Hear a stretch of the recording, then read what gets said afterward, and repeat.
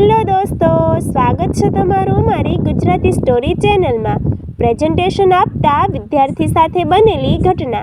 સંકટ સમયે સમજદારી.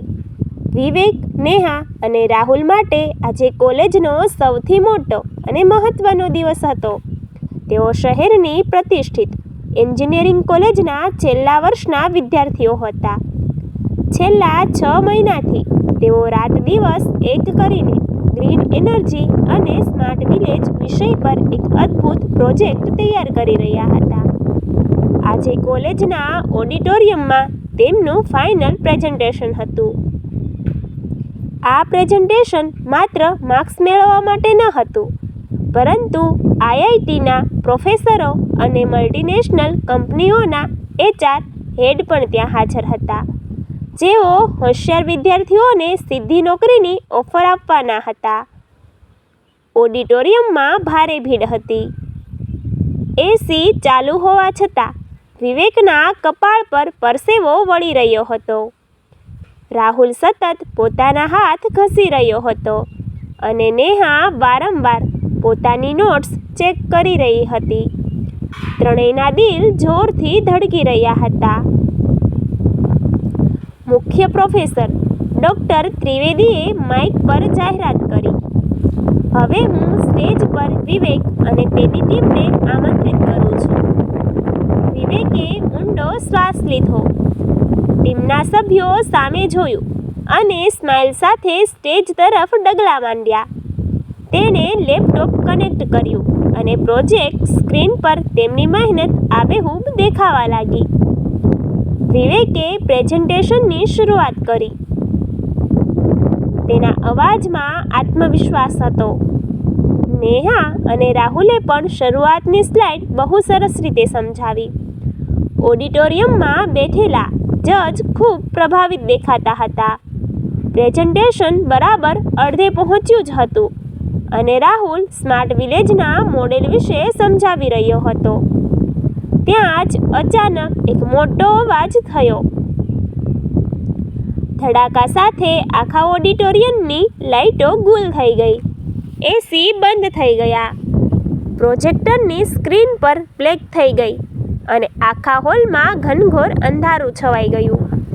થોડી સેકન્ડો માટે હોલમાં તદ્દન શાંતિ છવાઈ ગઈ અને પછી વિદ્યાર્થીઓ વચ્ચે ગણગણાટ અને અફરાતફરી શરૂ થઈ ગઈ. માઇક પણ બંધ થઈ ગયું હતું. કોલેજના પાવર બેંકમાં કોઈ ટેકનિકલ ખામી આવી ગઈ હતી, જેને સરખી કરવામાં ઓછામાં ઓછી 20 થી 25 મિનિટ લાગે તેમ હતી. સ્ટેજ પર ઊભેલા રાહુલના હાથમાંથી માઇક છૂટી જતા રહી ગયું. નેહા ગભરાઈને ધ્રુજવા લાગી. તેમનું 6 મહિનાનું સપનું તેમની નજર સામે તૂટતું દેખાતું હતું. પ્રોફેસર ત્રિવેદીએ ઘડિયાળ તરફ જોયું. જજ તરીકે આવેલા મહેમાનો પણ અંદરોઅંદર વાતો કરવા લાગ્યા કે હવે આ પ્રેઝન્ટેશન પૂરું નહીં થઈ શકે. સમય મર્યાદિત હતો. જો આ ટીમ અત્યારે પ્રેઝન્ટેશન પૂરું ન કરે તો બીજી ટીમને મોકો આપી દેવામાં આવત. આ કપરી પરિસ્થિતિમાં વિવેકે હિંમત ન હારી. તેણે વિચાર્યું કે જો આપણે અહીં જ હાર માની લઈશું તો આપણી આખી મહેનત પાણીમાં જશે. મુશ્કેલીઓ તો જીવનમાં આવતી રહેશે, પણ સાચો એન્જિનિયર એ જ છે જે આપત્તિને અવસરમાં બદલી નાખે. વિવેકે તરત જ પોતાના ખિસ્સામાંથી સ્માર્ટફોન કાઢ્યો અને તેની ફ્લેશલાઇટ ચાલુ કરી. તેણે નેહા અને રાહુલની નજીક જઈને ધીમેથી કહ્યું, ગભરાવાની કોઈ જરૂર નથી. સ્લાઇડ બંધ થઈ છે. આપણું મગજ અને આપણી આવડત નહીં. આપણે આ પ્રોજેક્ટ દિલથી બનાવ્યો છે. આપણે બધું જ મોઢે યાદ છે. લાઇટની રાહ જોયા વગર આપણે ચાલુ રાખીશું. વિવેકની વાતોથી નેહા અને રાહુલમાં નવો ઉત્સાહ આવ્યો. વિવેકે સ્ટેજની વચ્ચે આવીને માઇક વગર જ પોતાની પૂરી તાકાતથી જોરદાર અવાજ બોલવાનું શરૂ કર્યું.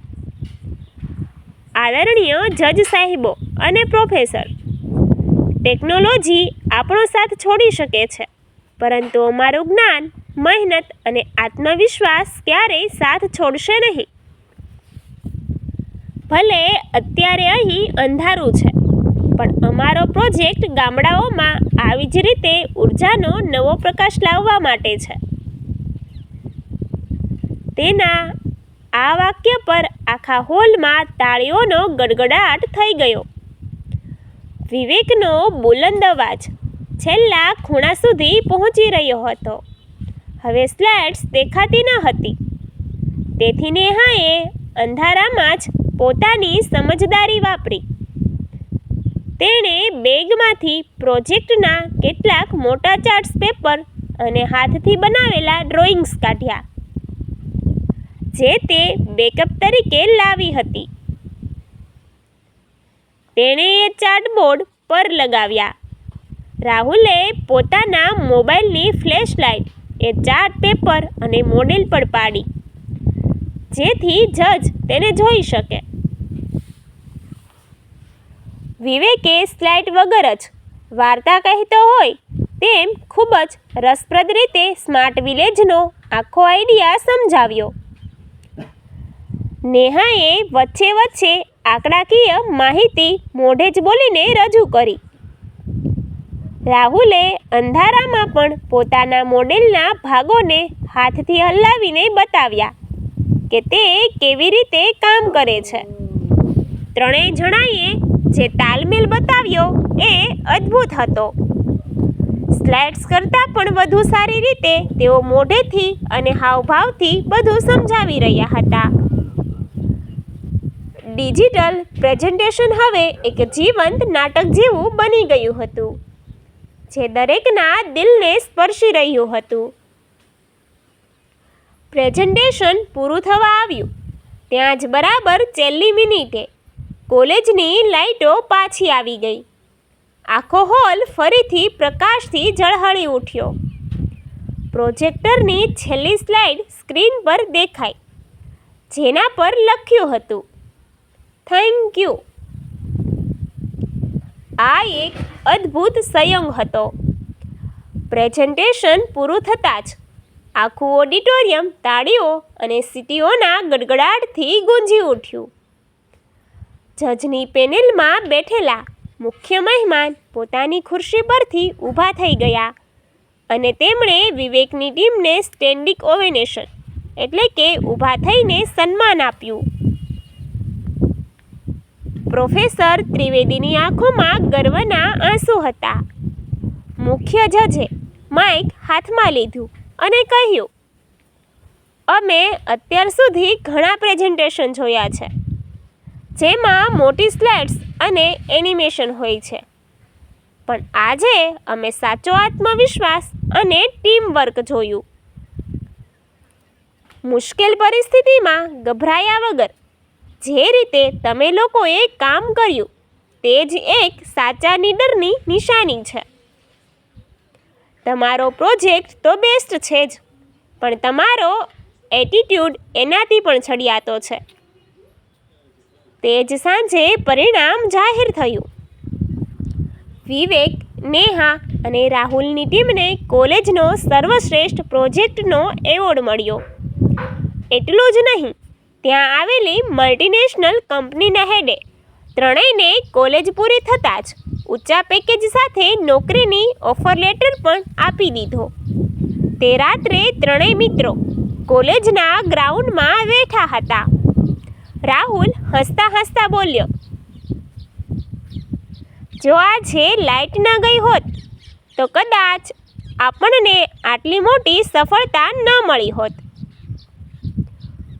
વિવેકે આકાશ તરફ જોતા કહ્યું, હા ભાઈ, પરિસ્થિતિ ગમે તે હોય, જો આપણી તૈયારી પાકી હોય અને મનમાં હિંમત હોય તો અંધારું પણ આપણો રસ્તો રોકી શકતું નથી. તેમના ચહેરા પર આજે એક અલગ જ ચમક હતી. એ ચમક જીતની અને પોતાની જાત પરના અડગ વિશ્વાસની હતી. Thank you.